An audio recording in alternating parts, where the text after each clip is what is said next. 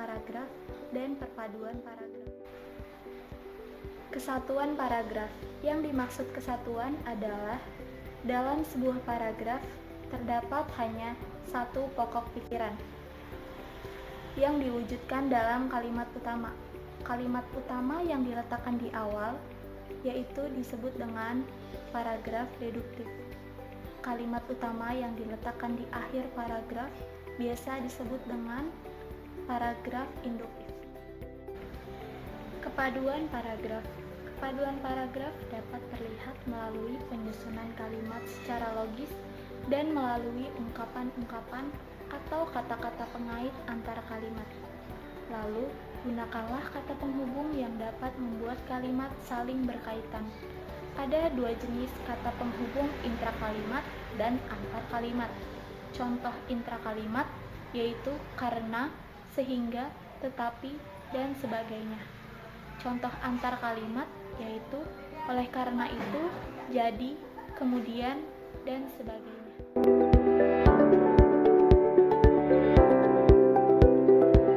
Saya akan menjelaskan jenis-jenis paragraf. Yang pertama ada paragraf pembuka. Paragraf pembuka ini merupakan pembuka atau pengantar untuk sampai pada segala pembicaraan yang akan menyusul kemudian. Paragraf ini berfungsi sebagai pembuka karangan atau tulisan. Oleh sebab itu, paragraf pembuka ini harus menarik minat dan perhatian para pembacanya. Yang kedua, paragraf pengembang. Paragraf pengembang ini terletak di antara paragraf pembuka dan paragraf penutup. Paragraf ini mengembangkan pokok-pokok pembicara yang dirancangnya. Yang terakhir, paragraf penutup. Paragraf ini terdapat di akhir karangan dan di akhir suatu kesatuan yang lebih kecil dalam karangan itu. Biasanya, paragraf penutup ini berupa simpulan dari semua pembicaraan yang telah dipaparkan pada bagian-bagian sebelumnya.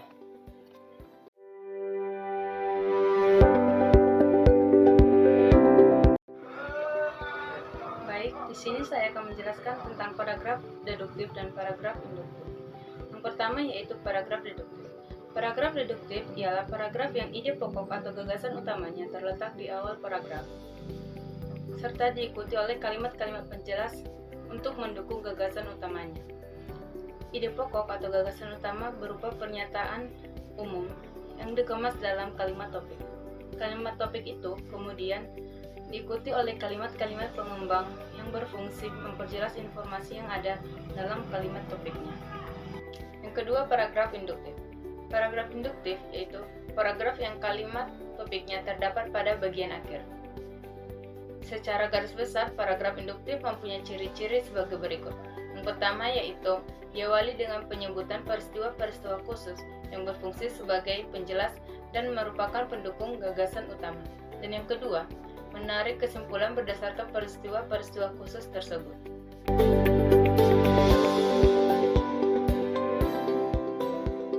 Yang ketiga, paragraf campuran. Paragraf campuran merupakan paragraf yang kalimat topiknya terdapat pada awal dan akhir paragraf. Meskipun terdapat dua kali pemunculan kalimat topik, bukan berarti gagasan utamanya ada dua. Tetapi, adanya dua kalimat topik merupakan bentuk pengulangan gagasan utama untuk memperkuat informasi. Yang keempat, paragraf interatif. Paragraf interatif merupakan paragraf yang kalimat utamanya terdapat di tengah-tengah paragraf. Paragraf ini diawali dengan kalimat-kalimat penjelas yang kemudian diikuti dengan gagasan utama dan ditambahkan dengan kalimat penjelas untuk mempertegas dan memperkuat informasi.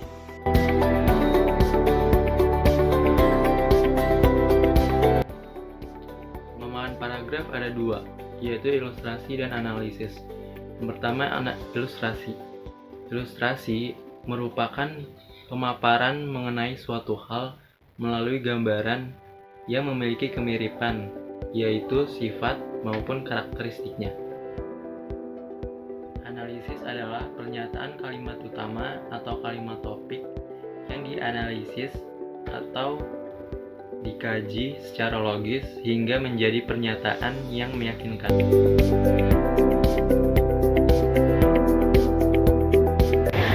Di bagian ini saya akan menjelaskan mengenai teks argumentasi. Jadi, di dalam teks argumentasi terdapat paragraf yang berisi tentang tulisan penulis akan suatu masalah berdasarkan argumentasi dan juga berdasarkan fakta-fakta yang ada yang diberitakan di dalam berita-berita. Biasanya di dalam teks argumentasi di sini penulis itu berusaha untuk meyakinkan dan membujuk pembaca agar dia terpengaruh dengan pendapat ataupun opini yang dituliskan penulis.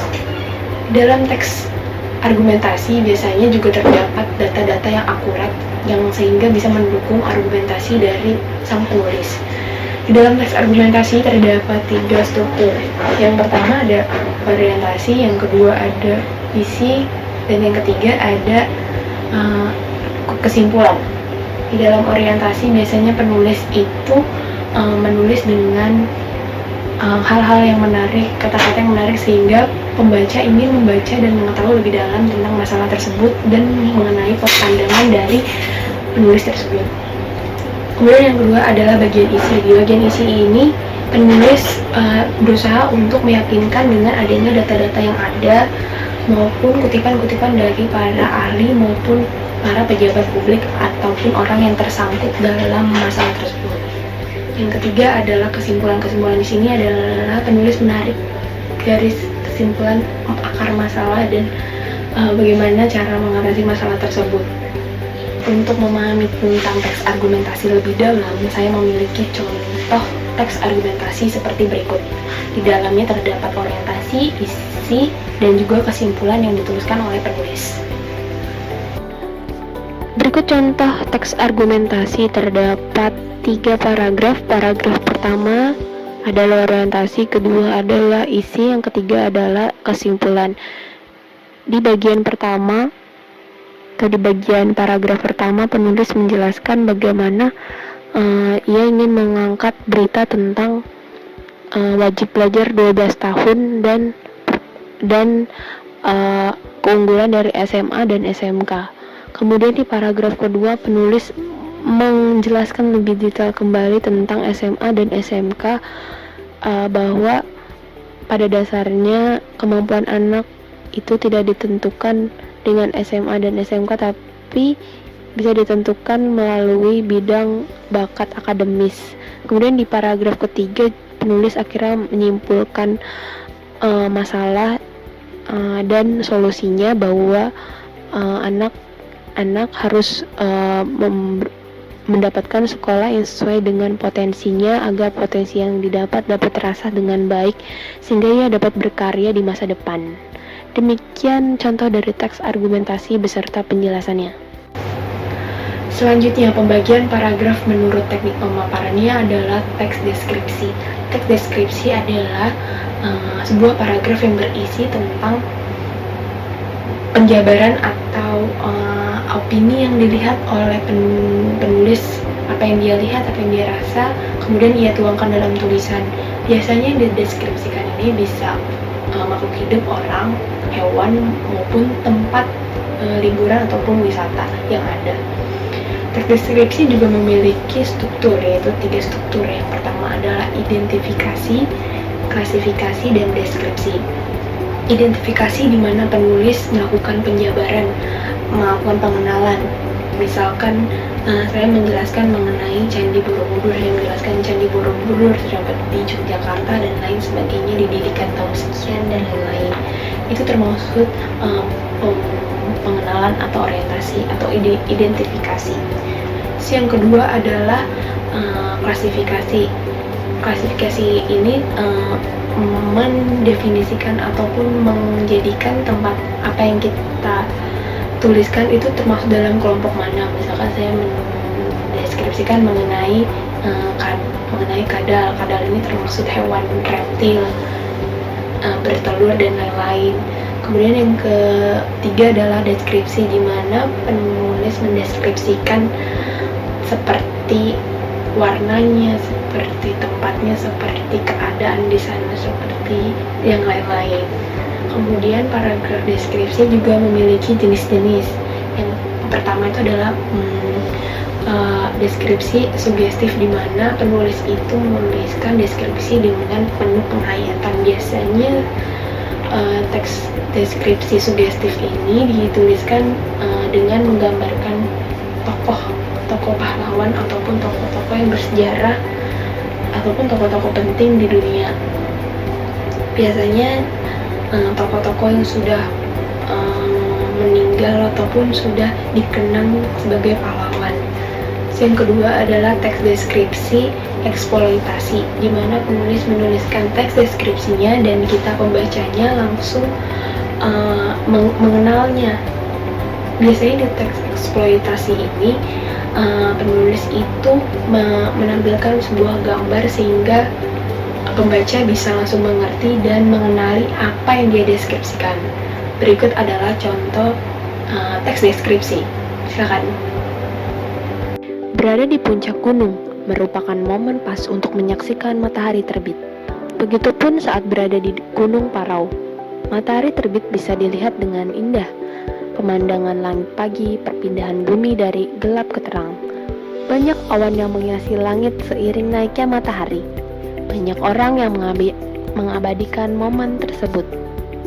Dalam teks deskripsi tersebut, saya dijelaskan bahwa penulis menjelaskan keadaan Gunung Parau, bahwa banyak orang yang mengabadikan momen tersebut ataupun sedang berfoto-foto.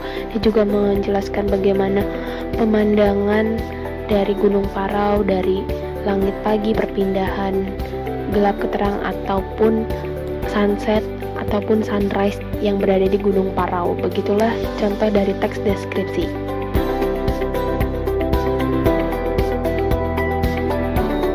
Saya di sini akan menjelaskan tentang paragraf ekspositoris dan paragraf naratif. Baiklah, langsung saja saya akan menjelaskan apa itu paragraf ekspositoris. Paragraf ekspositoris adalah jenis karangan yang memaparkan, menjelaskan, serta menerangkan suatu topik yang berisi informasi dengan urut jelas dan detail dan bertujuan untuk memberikan informasi yang sejelas-jelasnya kepada para pembaca. Selanjutnya yaitu ciri-ciri paragraf ekspositoris. Paragraf ekspositoris memiliki 3 ciri. Yang pertama yaitu menerangkan dan menjelaskan pokok persoalan. Yang kedua yaitu terdapat sejumlah data dan fakta yang menjelaskan objek tersebut. Dan yang ketiga yaitu mengandung unsur persuasi atau ajakan. Selanjutnya yaitu pola paragraf ekspositoris. Paragraf ekspositoris memiliki 3 pola. Yang pertama yaitu pola sebab akibat yang merupakan pola yang berperan sebagai gagasan utama. Yang kedua yaitu pola ilustrasi yang merupakan pola yang menceritakan suatu hal yang hendak dibahas. Dan yang ketiga adalah pola proses yang merupakan pola yang berisi proses terjadinya suatu hal atau pembentukan suatu hal. Baiklah, selanjutnya saya akan menjelaskan tentang paragraf naratif. Paragraf naratif adalah rangkaian kalimat yang disusun untuk menjelaskan ide pokok. Paragraf naratif dapat diartikan juga sebagai karangan yang mengungkapkan suatu kisah, peristiwa atau juga pengalaman pribadi dengan berdasarkan urutan-urutan kejadian atau peristiwa. Selanjutnya yaitu ciri-ciri paragraf naratif. Paragraf naratif memiliki 3 ciri. Yang pertama yaitu adanya tokoh, tempat, waktu, serta suasana. Yang kedua yaitu mementingkan waktu urutan. Dan yang ketiga yaitu tidak hanya terdapat di dalam karya fiksi, tetapi juga terdapat di dalam karya non-fiksi. Selanjutnya yaitu macam-macam paragraf naratif. Paragraf naratif memiliki 2 macam, yaitu yang pertama paragraf naratif urutan waktu dan yang kedua paragraf naratif urutan tempat kejadian. Paragraf naratif urutan waktu menonjolkan sisi urutan waktu terjadinya peristiwa, sedangkan paragraf naratif urutan tempat kejadian menonjolkan tempat atau juga lokasi terjadinya peristiwa atau kejadian tersebut.